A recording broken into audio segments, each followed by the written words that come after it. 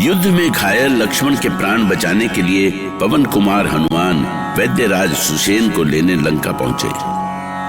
आकाश मार्ग से लंका का भ्रमण करते हुए वो जब वैद्यराज सुषेण के घर पहुंचे तो वो सो रहे थे। पवन पुत्र ने उन्हें जगाया। हनुमान का निवेदन सुनकर वैद्यराज चिंतित हो गए। उनके सामने एक और उनका कर्तव्य था तो दूसरी ओर लंकेश रावण का भय। उन्होंने पवन कुमार हनुमान से अपनी विवशता कही, किंतु हनुमान ने उन्हें उनके दायित्व का बोध कराया और अंततः वैद्यराज तैयार हुए और हनुमान के कंधे पर सवार होकर राम के शिविर में पहुंचे, जहां लक्ष्मण मूर्छित पड़े थे और श्री राम व्यग्र होकर वैद्यराज की प्रतीक्षा कर रहे थे। वैद्यराज ने लक्ष्मण की नाड़ी देखने के बाद चिंतित मुद्रा में कहा, श्री राम, मैंने आपके अनुज लक्ष्मण का नाड़ी परीक्षण कर लिया। रक्त संचार मंद पड़ चुका है और शरीर पूर्णतः ठंडा हो गया है। किंतु लक्ष्मण बच तो जाएंगे ना वैद्यराज? मैंने लंका में आपकी चिकित्सा का चमत्कार देखा है वैद्यराज। रक्षेंद्र विभीषण, मैंने असंख्य लोगों के प्राण बचाए हैं, किंतु इस समय मैं विवश हूं। ऐसा ना कहे वैद्यराज, ऐसा ना कहे, अन्यथा मेरे प्राण यूं ही निकल जाएंगे। लक्ष्मण के बिना मैं जीवित नहीं रह सकूंगा, नहीं रह सकूंगा। श्री राम, लक्ष्मण एक ही स्थिति में बच सकते हैं, यदि सूर्योदय से पहले द्रोणाचल पर्वत से संजीवनी बूटी लाई जा सके। ये कैसे संभव है वैद्यराज? द्रोणाचल पर्वत तो बहुत दूर है। प्रभु, जब लंका से वैद्यराज आ सकते हैं तो द्रोणाचल पर्वत से संजीवनी बूटी भी आ सकती है। तो क्या हनुमान पुनः द्रोणाचल पर्वत जाएंगे? जय श्री राम। मैं तो आपके आदेश की प्रतीक्षा कर रहा हूं प्रभु। मेरे प्रस्थान भर की देर है, लौटने में तनिक भी विलंब नहीं होगा। ईश्वर तुम्हारी रक्षा करे। किंतु क्या तुम संजीवनी की पहचान कर सकते हो हनुमान? मैं बताता हूं। यहां से 100 योजन दूर उत्तर में एक पहाड़ है जिसका नाम हिमगिरी है। हिमगिरी से पूर्व में द्रोणाचल पर्वत है। उस पर्वत पर ढेर सारी बूटियां हैं। उन्हीं में से एक चमकती हुई बूटी है जिसे संजीवनी कहते हैं। बस वैद्यराज, मैं अभी जाता हूं और अभी लौटता हूं। जय श्री राम। राम चरण सरसिज उर राखी, चला प्रभंजन सुत बल भाषी।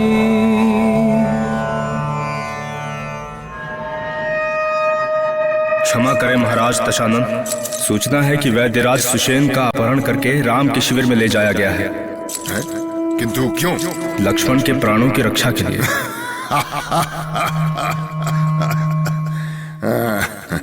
विनाश काल में बुद्धि विपरीत हो जाती है।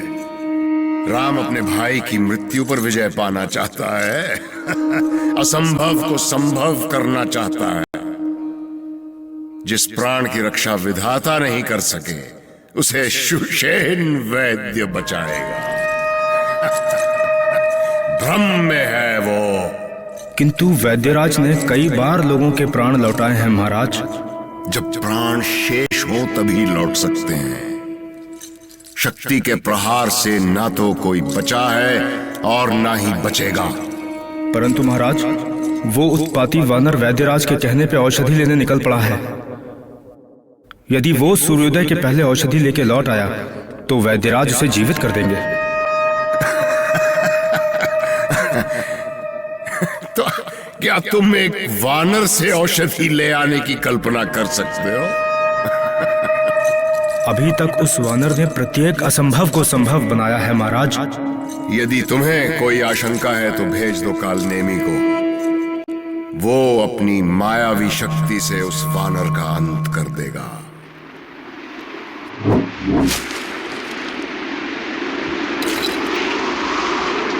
जय श्री राम। लगता है द्रोणाचल पर्वत का क्षेत्र है। जय श्री राम, जय श्री राम, जय जय श्री राम, जय श्री राम। अरे यहां भी प्रभु श्री राम का भक्त। लगता है ये स्वर उस मंदिर से आ रहे हैं। अवश्य ही ये प्रभु श्री राम की कृपा है। मुझे चलकर देखना चाहिए। हो सकता है इस महात्मा के माध्यम से मुझे द्रोणाचल पर्वत का पता मिल जाए।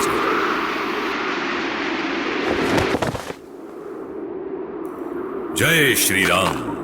आओ हनुमान आओ। प्रणाम स्वीकार करें महर्षि। आपने मेरा नाम कैसे जान लिया ऋषिवर? तुम संजीवनी बूटी लाने जा रहे हो ना? आप तो अंतर्यामी हैं ऋषिवर। आप तो सब कुछ जानते हैं। क्या आप बता सकते हैं कि वो संजीवनी कहां मिलेगी?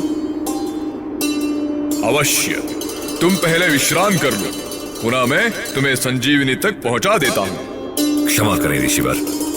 भ्राता लक्ष्मण की मूर्छा टूटने के बाद ही मैं विश्राम करूंगा। आप केवल जल पिला दे, बहुत प्यास लगी है।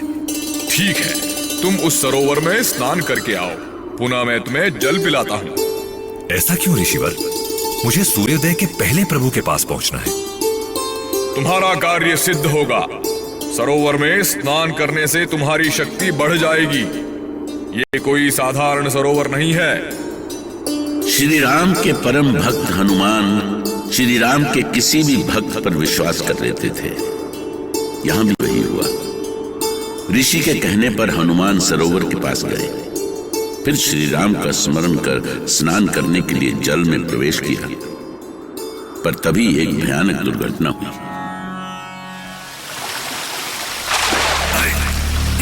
अरे मेरा पैर कौन खींच रहा है? किसने पकड़ा है मेरा पैर? प्रभु, ये क्या हो रहा है? ऋषिवर, कहां है ऋषिवर? आप कुछ बोलते क्यों नहीं महर्षि? अब तुम्हें कोई नहीं बचा सकता है हनुमान, कोई नहीं बचा सकता। तुम्हारी मृत्यु के साथ ही मेरा कार्य सिद्ध होगा और मैं लंकेश का कृपा पात्र बन जाऊंगा। अरे ये तो कोई मगरमच्छ है। तो तुम्हारा ये तो साहस अभी बताता हूं।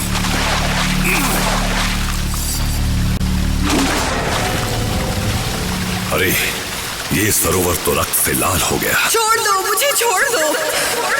ये तो किसी स्त्री की आवाज है। कैसी माया है ये? मगरमच्छ स्त्री के रूप में। पवन कुमार, मैं यहाँ हूँ।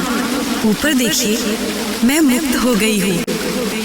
ये तो सचमुच आकाश मार्ग से उड़ती चली जा रही है। मैं पूर्व जन्म में गंधकली नाम की एक अप्सरा थी पवन कुमार। मैंने एक ऋषि का उपहास उड़ाया था। तभी से मैं राक्षसी रूप में श्रापित जीवन जी रही थी।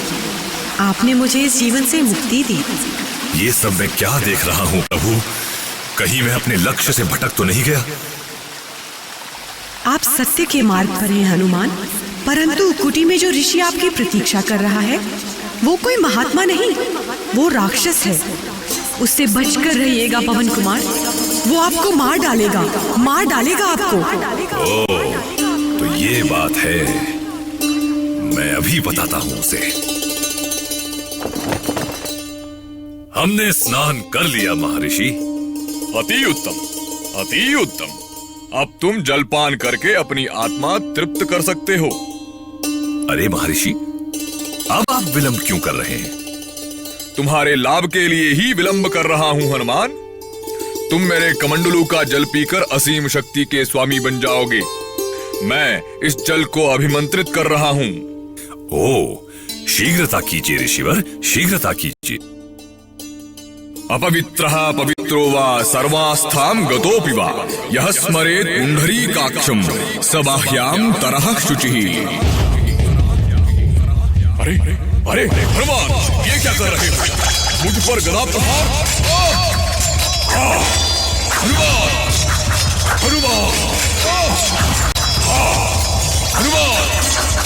हनुमान, मैं आपको अभिमंत्रित कर रहा हूं। जल को अभिमंत्रित करने से पहले आपको पवित्र करना आवश्यक है।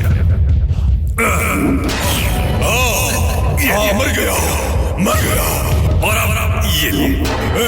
बचाओ दुष्ट वानर, मैं तुझे मार डालूंगा। मुझे मारने के लिए जीवित रहेगा तब तो मारेगा दुष्ट। प्रभु श्री राम के नाम पर तूने मेरे साथ छल किया है, मुझे सब पता चल गया है। अब तू जीवित रहने का अधिकार खो चुका है। जय श्री राम।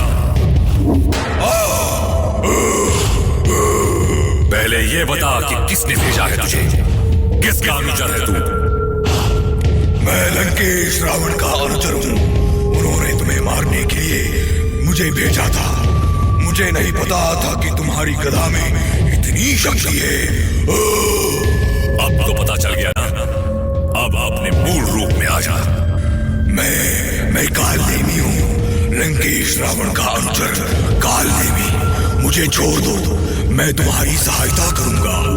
जय श्री राम। नहीं, तू अपने जीवित रहने का अधिकार खो चुका है।